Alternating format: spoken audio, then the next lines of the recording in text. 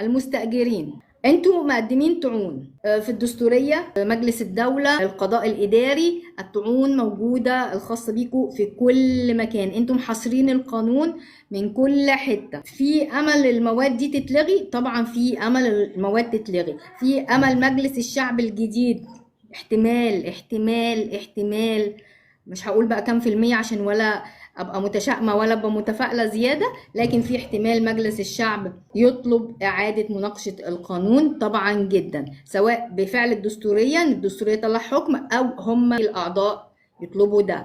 طيب ده معناه ان ممكن الناس تخرج بعد 7 سنين؟ غالبا لا. تعالى نفترض في اسوأ الظروف هيجي يخرج حضرتك بعد 7 سنين، حضرتك عامل اصلاحات في الشقة دي، فحضرتك مش هتخرج الا لما تاخد فلوس هذه الاصلاحات. كل حاجة عملتها، كل حاجة لازم تحاسبه عليها، فحضرتك مش هتخرج غير لما تاخد فلوسك من هذه الشقة. ده احنا بنتكلم في أسوأ الظروف.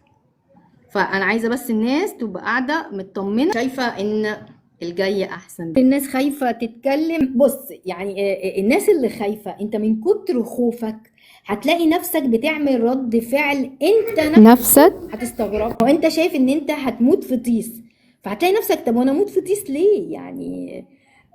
فهو ده الخوف، بس ان الناس من كتر خوفها الخوف ده يتحول لطاقة محدش عارف هتروح بيها فين.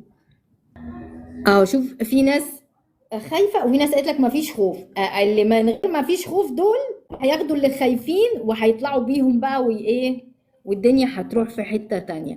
طبعا انا ما بتمناش كده، انا بتمنى ان احنا الموضوع يتصلح عشان البلد تبقى هاديه والناس تبقى هاديه والاسر تبقى امنه، نتجه بقى للإنتاج، نتجه الشغل بجد بقى، مش هنقعد بقى نتخانق احنا وحد تاني ونشوف ونعطل البلد ونعطل نفسنا ونتأخر لنا 2 3 وبعدين نرجع نلم الدنيا تاني. طب ليه؟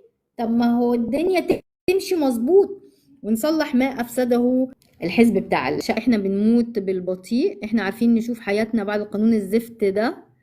مش هيتصلح الموضوع من نفسه لأنهم عندهم عند.